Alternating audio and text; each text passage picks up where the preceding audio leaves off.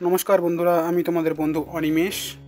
আগামী পর্বে তোমরা শুনলে যে সমর্পণ ইন্টারভিউ দিতে এসে ইন্টারভিউ ফেস না করেই কীভাবে চলে যেতে চাইছিল, ঠিক সেই সময় তার ইন্টারভিউ ডাক পড়ে। তারপর যাই হোক, আর কিছু করার নেই, যা হবে দেখা যাবে, এই ভেবেই নির্দিষ্ট দরজার সামনে দাঁড়িয়ে বলে, আসতে পারি? একটা সুন্দর মেয়েলি কণ্ঠ ভেতর থেকে ভেসে এলো, কামিন। সমর্পণ দরজাটা আস্তে করে ঠেলে দেখে একজন স্মার্ট সুন্দরী মেয়ে মাথা নিচু করে কিছু দেখছে সামনে রাখা ল্যাপটপে।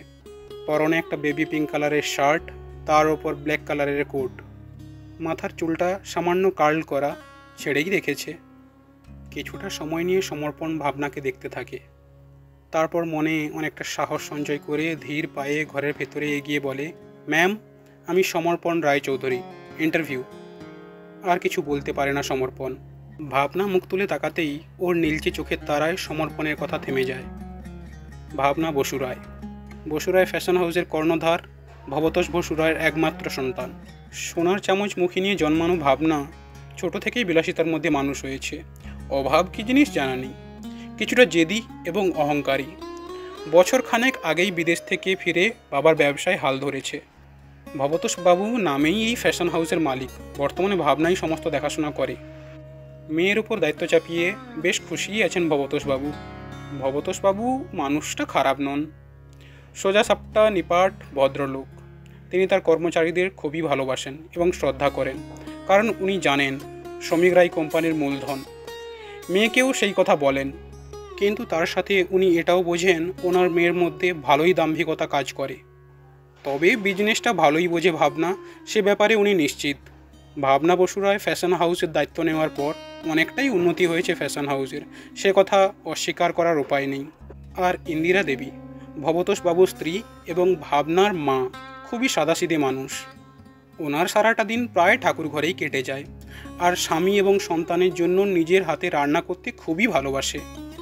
ভাবনা সমর্পণকে পা থেকে মাথা পর্যন্ত ভালো করে একবার চোখ বুলিয়ে নিয়ে ভ্রুকুচকে বলে, আপনি সমর্পণ রায়চৌধুরী, ইন্টারভিউয়ের জন্য এসছেন? ইয়েস ম্যাম, কোনো রকমে উত্তর দেয় সমর্পণ। যেহেতু ভাবনা বসতে বলেনি এখনও পর্যন্ত, তাই সমর্পণ দাঁড়িয়ে থেকেই উত্তর দেয়। সমর্পণ বাবু, আপনি জানেন কোথাও ইন্টারভিউ দিতে গেলে মিনিমাম একটা ড্রেস কোড মেনটেন করতে হয়। আপনি নিশ্চয়ই আপনার আগের প্রার্থীদের দেখেছেন, তাহলে এটাও নিশ্চয়ই দেখেছেন তারা কি পোশাক পরে ইন্টারভিউ দিতে এসছে। আপনারও কি ভালোভাবে আসা উচিত ছিল না? বসু রায় ফ্যাশন হাউসে চাকরির জন্য এসেছেন, অথচ এই রকম এতটা সাধারণভাবে। এটা এমনিতেই একটা ফ্যাশন হাউস, এখানে আপনার একটু বুঝে শুনে আসা উচিত ছিল। নিজেকে এবং নিজের পোশাক যদি মেনটেন না করতে পারেন, তাহলে আপনি আশা করেন কি করে যে আপনি এই ফ্যাশন হাউসে চাকরি করতে পারবেন? বড্ড বেশি গায়ে বাঁধে কথাগুলো সমর্পণের। মনে মনে ভাবে চাকরি তো হবেই না, শুধু শুধু অপমানিত হওয়ার কোনো মানেই হয় না। তার চেয়ে যোগ্য জবাব দিয়ে স্থান ত্যাগ করাই ভালো। তারপর কিছুক্ষণ চুপ করে থেকে ও সরাসরি ভাবনার চোখের দিকে তাকিয়ে বলে, আমাকে ক্ষমা করবেন ম্যাডাম, হয়তো ছোট মুখে বড় কথা বলা হয়ে যাচ্ছে। আপনি চাইলে আমাকে চাকরিটা দিতেই পারেন, আবার নাও দিতে পারেন, বা দিলেও 1 মাসের শেষে কেড়েও নিতে পারেন, সেই ক্ষমতা আপনার আছে। কিন্তু আমি এই কথাটা না বলেও পারছি না। আপনার অফিসে আজকে ইন্টারভিউর জন্য নিশ্চয়ই এই 10 জন শুধু দরখাস্ত করেনি, আরও এইরকম অনেকেই করেছে। তাদের মধ্যে থেকে আপনারা যোগ্যতার ভিত্তিতে এই 10 জনকে ডেকেছেন ইন্টারভিউয়ের জন্য। তখন কি আপনারা এই 10 জনের বাহ্যিক সৌন্দর্য দেখে বিচার করেছিলেন? নিশ্চয়ই নয়। আভ্যন্তরীণ শিক্ষাগত যোগ্যতার ভিত্তিতেই ডেকেছিলেন। ভুলে যাবেন না, আমিও কিন্তু ওই 10 জনের মধ্যেই একজন।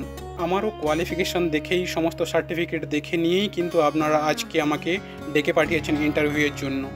তখন কিন্তু আমার পোশাক পরিচ্ছদ আপনাদের কাছে গুরুত্ব পায়নি, পেয়েছে আমি মানুষটা, আমার আভ্যন্তরীণ শিক্ষাটা। তাই বলবো, আপনি যদি আমার বাহ্যিক রূপটা না দেখে আমার যোগ্যতা দেখে আমাকে চাকরিটা দেন, তাহলে আমি নিশ্চয়ই চেষ্টা করব এবং সব দিক থেকে আপনার ফ্যাশন হাউসের যোগ্যতর হয়ে উঠতে পারবো।